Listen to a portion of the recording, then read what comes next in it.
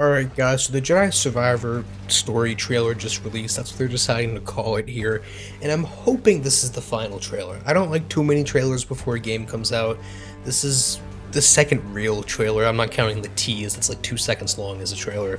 But it's a good trailer, it doesn't really show too much, it just puts together, for the most part, what we already knew. They're on the run, surviving against the Empire, hunting them down. It's been 5 years since the last game, and the whole chase of the game is going to be this hidden place away from the Empire where they can survive and be Jedis, not get hunted. Hidden away in some corner of the galaxy, right? At least that's what they give here in the trailer. Obviously, there's gonna be more to that, but that's the story that they're giving off here.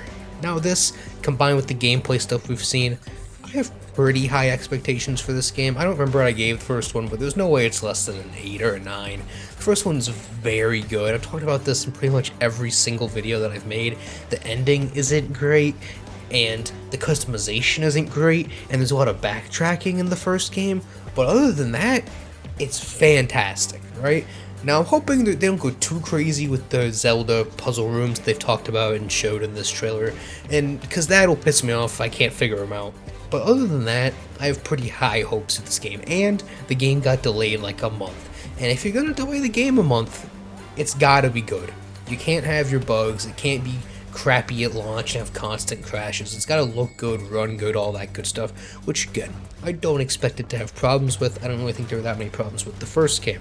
What this game's really gonna come down to is innovating versus keeping the game familiar enough to where you keep the fans of the first one. Now, what do I mean by that?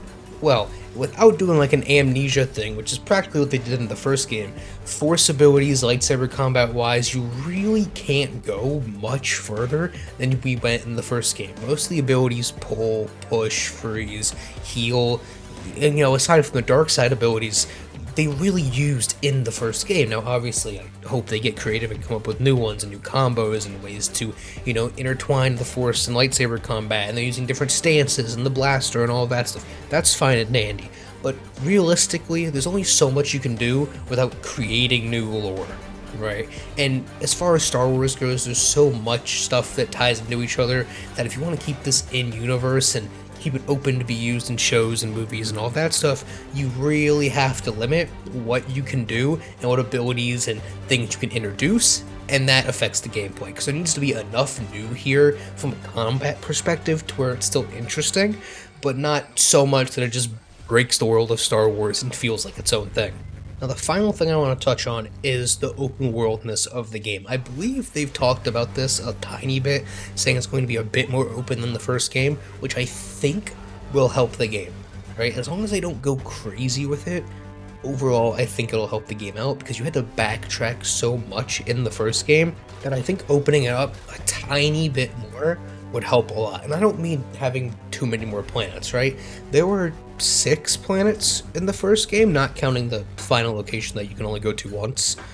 That felt very linear. Essentially, it was a straight path there and back, and sometimes you would unlock like a secret path or two that would make things quicker, like an elevator or something like that. But realistically, they were relatively straight lines. I think opening up a tiny bit in like a God of War sense, to where it's still very much just a straight line for the most part, and if you want to do the story and just walk straight, you can. But for a little bit more exploration, just expanding it into maybe 2 or 3 lanes, again, nothing absolutely crazy. I don't need like Ghost Recon where it's like 10 kilometers across the entire map in every single direction. I don't need that. I just need a little tiny bit more. But that's it. Story-wise, again, that's going to depend on the characters they use and introducing stuff. Now, I don't think they're going to kill off Cal, because they're going to make a 3rd game, that's already confirmed, and there's nobody, at least obviously before the game comes out, that could carry the game, unlike something like God of War, where you could kill off Kratos and use Atreus to carry another game. With this, so far at least, the game not being out, I don't think there's anyone that you could do that with. There's no character that's interesting enough. Now, obviously that could change, but I think they're going to set up some final conflict here within this game, and then within the 3rd one, you'll engage. Obviously, you can't like win, because you know what happens. You know the First Order has to come in, and that's how everything has to end. but they could introduce some really cool things. This could tie in the Empire and the First Order. Maybe in the third game or at the end of this game there's a time gap and he's older and he gets killed by Kylo Ren. Something like that, right? That would be cool. But again, that's just speculation. I'm just talking out my ass at this point. I was happy with this trailer. I'm excited for the game. It comes out in like exactly a month. Hopefully it's absolutely fantastic, better than the first one. But what do I know? You guys let me know if you're excited for this game and what you thought of the trailer down in the comments below. And I'll see you guys on the next one.